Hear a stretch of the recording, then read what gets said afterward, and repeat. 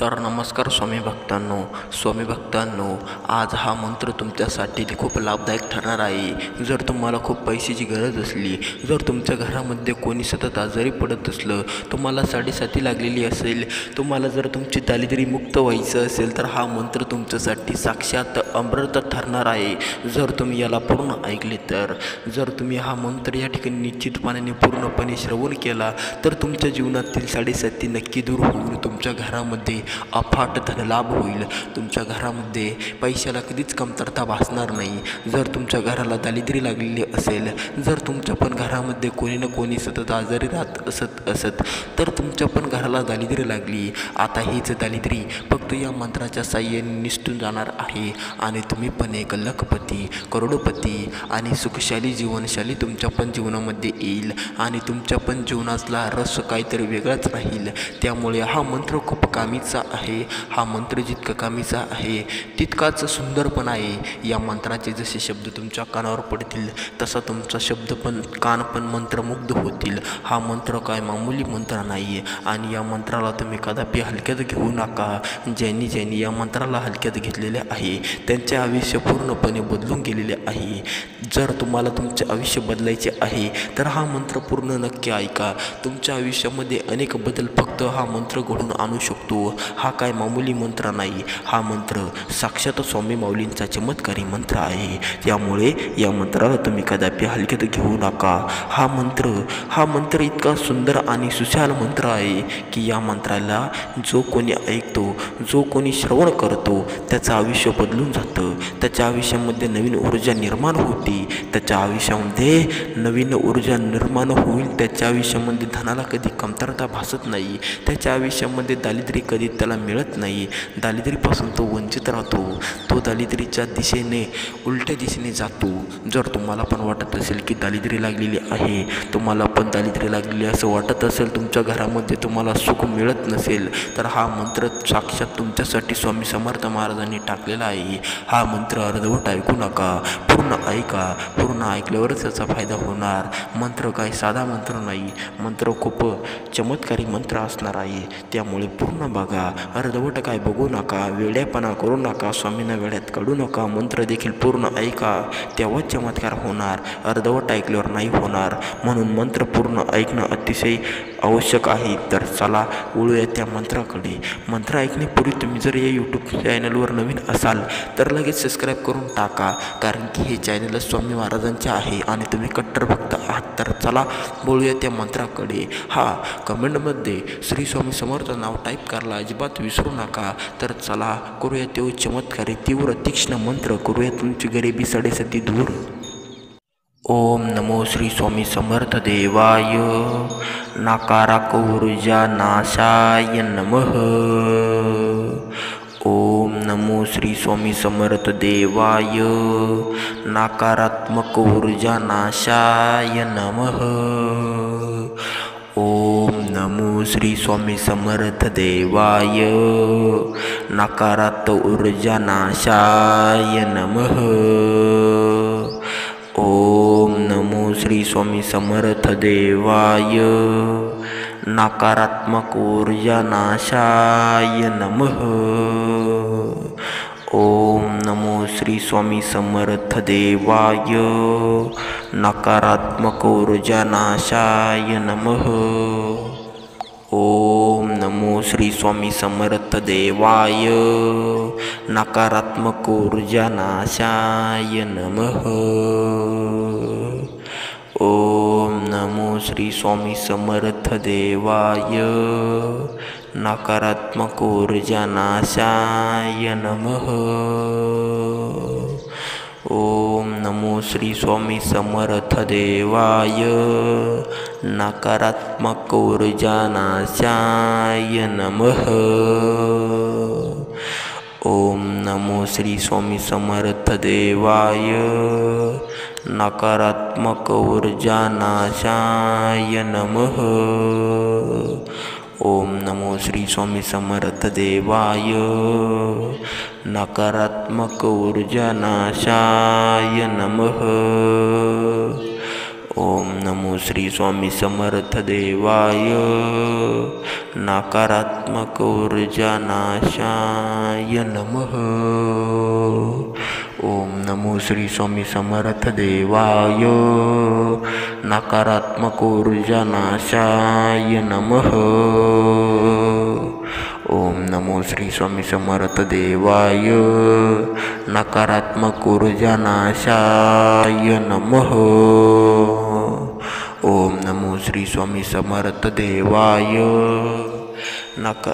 ओम नमो श्री स्वामी समर्थ देवाय. नकारात्मक ऊर्जा नाशाय नमः.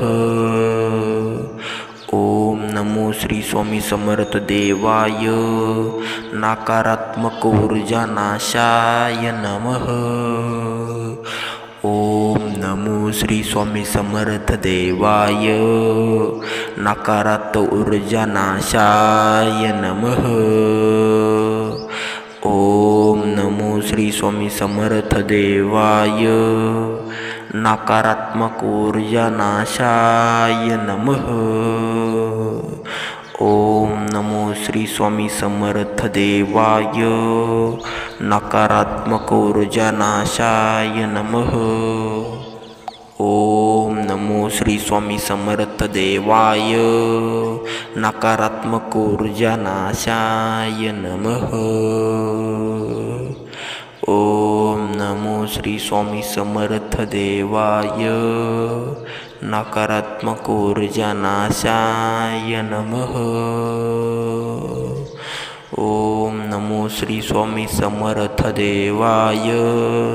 नकारात्मक ऊर्जा नाशाय नमः. ओम नमो श्री स्वामी समर्थ देवाय. नकारात्मक ऊर्जा नाशाय नमः. ओम नमो श्री स्वामी समर्थ देवाय. नकारात्मक ऊर्जा नाशाय नमः. ओम नमो श्री स्वामी समर्थ देवाय. नकारात्मक ऊर्जा नाशाय नमः. ओम नमो श्री स्वामी समर्थ देवाय. नकारात्मक ऊर्जा नाशाय नमः. ओम नमो श्री स्वामी समर्थ देवाय. नकारात्मक ऊर्जा नाशाय नमः. ओम नमो श्री स्वामी समर्थ देवाय. ओम नमो श्री स्वामी समर्थ देवाय. नकारात्मक ऊर्जा नाशाय नमः. ओम नमो श्री स्वामी समर्थ देवाय. नकारात्मक ऊर्जा नाशाय नमः. ओम नमो श्री स्वामी समर्थ देवाय. नकारात्मक ऊर्जा नाशाय नमः. ओम नमो श्री स्वामी समर्थ देवाय. नकारात्मक ऊर्जा नाशाय नमः. ओम नमो श्री स्वामी समर्थ देवाय. नकारात्मक ऊर्जा नाशाय नमः. ओम नमो श्री स्वामी समर्थ देवाय. नकारात्मक ऊर्जा नाशाय नमः. ओम नमो श्री स्वामी समर्थ देवाय. नकारात्मक ऊर्जा नाशाय नमः. ओम नमो श्री स्वामी समर्थ देवाय. नकारात्मक ऊर्जा नाशाय नमः. ओम नमो श्री स्वामी समर्थ देवाय. नकारात्मक ऊर्जा नाशाय नमः. ओम नमो श्री स्वामी समर्थ देवाय. नकारात्मक ऊर्जा नाशाय नमः. ओम नमो श्री स्वामी समर्थ देवाय. नकारात्मक ऊर्जा नाशाय नमः. ओम नमो श्री स्वामी समर्थ देवाय. नकारात्मक ऊर्जा नाशाय नमः. ओम नमो श्री स्वामी समर्थ देवाय. नकारात्मक ऊर्जा नाशाय नमः. ओम नमो श्री स्वामी समर्थ देवाय. ओम नमो श्री स्वामी समर्थ देवाय. नकारात्मक ऊर्जा नाशाय नमः. ओम नमो श्री स्वामी समर्थ देवाय. नकारात्मक ऊर्जा नाशाय नमः. ओम नमो श्री स्वामी समर्थ देवाय. नकारात्मक ऊर्जा नाशाय नमः. ओम नमो श्री स्वामी समर्थ देवाय. नकारात्मक ऊर्जा नाशाय नमः. ओम नमो श्री स्वामी समर्थ देवाय. नकारात्मक ऊर्जा नाशाय नमः. ओम नमो श्री स्वामी समर्थ देवाय. नकारात्मक ऊर्जा नाशाय नमः. ओम नमो श्री स्वामी समर्थ देवाय. नकारात्मक ऊर्जा नाशाय नमः. ओम नमो श्री स्वामी समर्थ देवाय. नकारात्मक ऊर्जा नाशाय नमः. ओम नमो श्री स्वामी समर्थ देवाय. नकारात्मक ऊर्जा नाशाय नमः. ओम नमो श्री स्वामी समर्थ देवाय. नकारात्मक ऊर्जा नाशाय नमः. ओम नमो श्री स्वामी समर्थ देवाय. नकारात्मक ऊर्जा नाशाय नमः.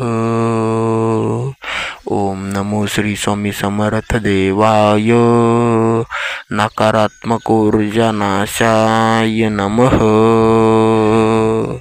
ओम नमो श्री स्वामी समर्थ देवाय. नकारात्मक ऊर्जा नाशाय नमः. ओम नमो श्री स्वामी समर्थ देवाय. ओम नमो श्री स्वामी समर्थ देवाय. नकारात्मक ऊर्जा नाशाय नमः.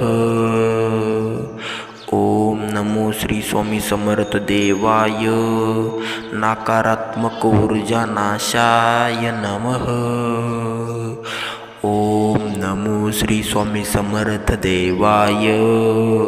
नकारात्मक ऊर्जा नाशाय नमः. ओम नमो श्री स्वामी समर्थ देवाय. नकारात्मक ऊर्जा नाशाय नमः.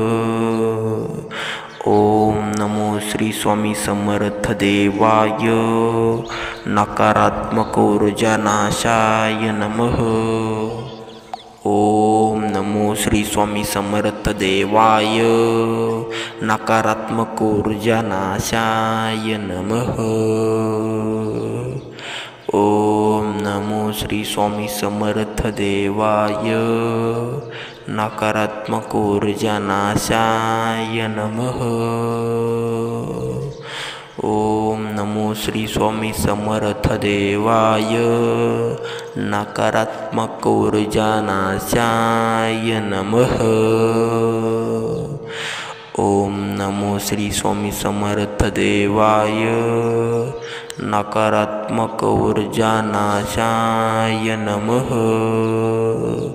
ओम नमो श्री स्वामी समर्थ देवाय. नकारात्मक ऊर्जा नाशाय नमः. ओम नमो श्री स्वामी समर्थ देवाय.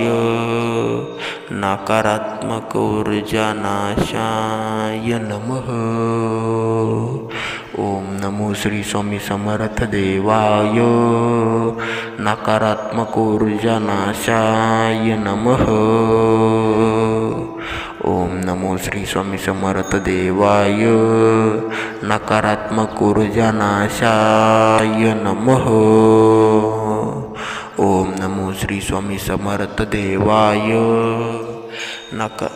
ओम नमो श्री स्वामी समर्थ देवाय. नकारात्मक ऊर्जा नाशाय नमः. ओम नमो श्री स्वामी समर्थ देवाय. नकारात्मक ऊर्जा नाशाय नमः. ओम नमो श्री स्वामी समर्थ देवाय. नकारात्मक ऊर्जा नाशाय नमः. ओम नमो श्री स्वामी समर्थ देवाय. नकारात्मक ऊर्जा नाशाय नमः. ओम नमो श्री स्वामी समर्थ देवाय. नकारात्मक ऊर्जा नाशाय नमः. ओम नमो श्री स्वामी समर्थ देवाय. नकारात्मक ऊर्जा नाशाय नमः. ओम नमो श्री स्वामी समर्थ देवाय. नकारात्मक ऊर्जा नाशाय नमः. ओम नमो श्री स्वामी समर्थ देवाय. नकारात्मक ऊर्जा नाशाय नमः. ओम नमो श्री स्वामी समर्थ देवाय. नकारात्मक ऊर्जा नाशाय नमः. ओम नमो श्री स्वामी समर्थ देवाय. नकारात्मक ऊर्जा नाशाय नमः. ओम नमो श्री स्वामी समर्थ देवाय.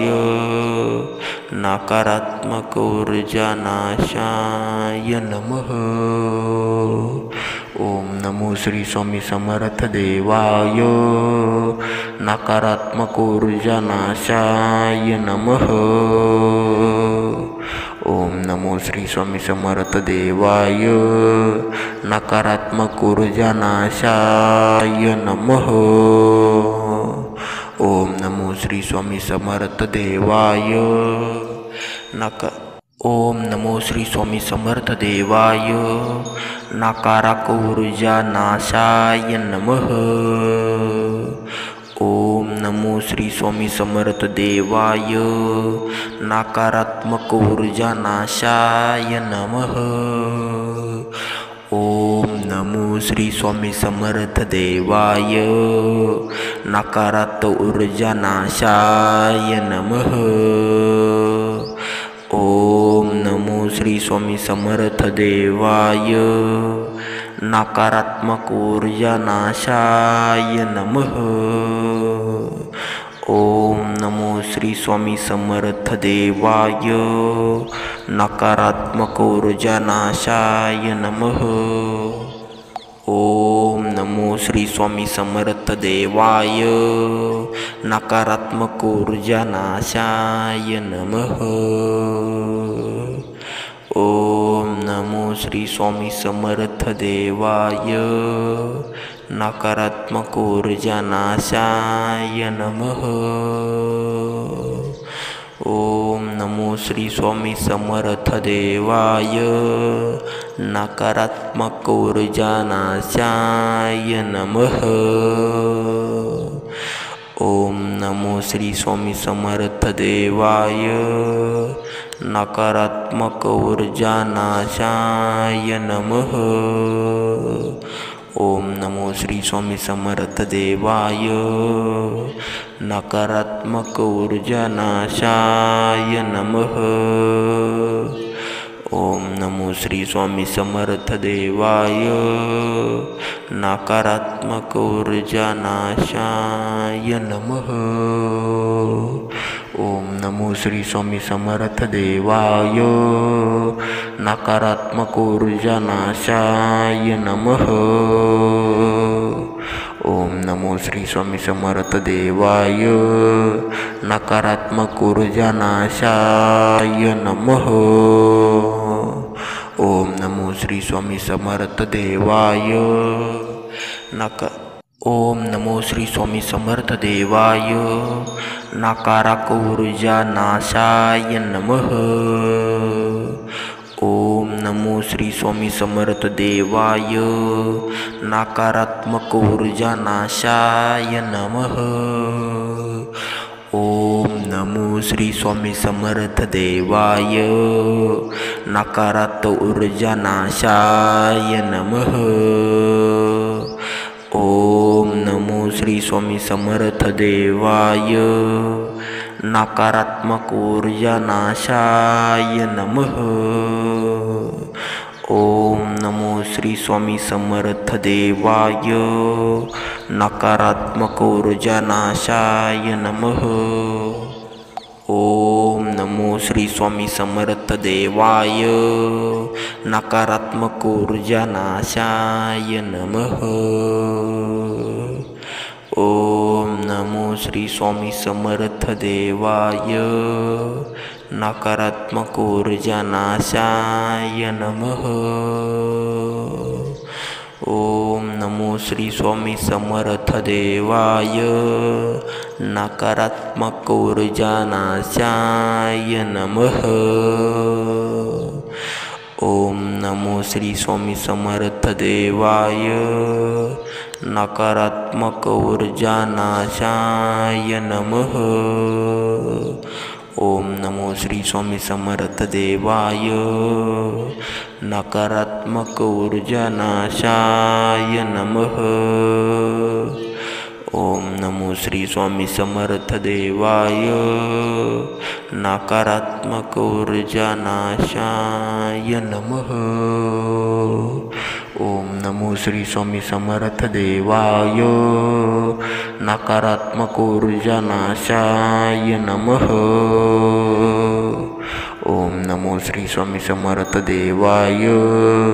नकारात्मक ऊर्जा नाशाय नमः. ओम नमो श्री स्वामी समर्थ देवाय. ओम नमो श्री स्वामी समर्थ देवाय. नकारात्मक ऊर्जा नाशाय नमः. ओम नमो श्री स्वामी समर्थ देवाय. नकारात्मक ऊर्जा नाशाय नमः. ओम नमो श्री स्वामी समर्थ देवाय. नकारात्मक ऊर्जा नाशाय नमः. ओम नमो श्री स्वामी समर्थ देवाय. नकारात्मक ऊर्जा नाशाय नमः. ओम नमो श्री स्वामी समर्थ देवाय. नकारात्मक ऊर्जा नाशाय नमः. ओम नमो श्री स्वामी समर्थ देवाय. नकारात्मक ऊर्जा नाशाय नमः. ओम नमो श्री स्वामी समर्थ देवाय.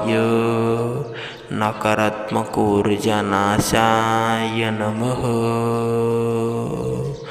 ओम नमो श्री स्वामी समर्थ देवाय. नकारात्मक ऊर्जा नाशाय नमः.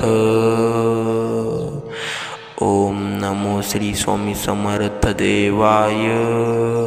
नकारात्मक ऊर्जा नाशाय नमः. ओम नमो श्री स्वामी समर्थ देवाय. नकारात्मक ऊर्जा नाशाय नमः.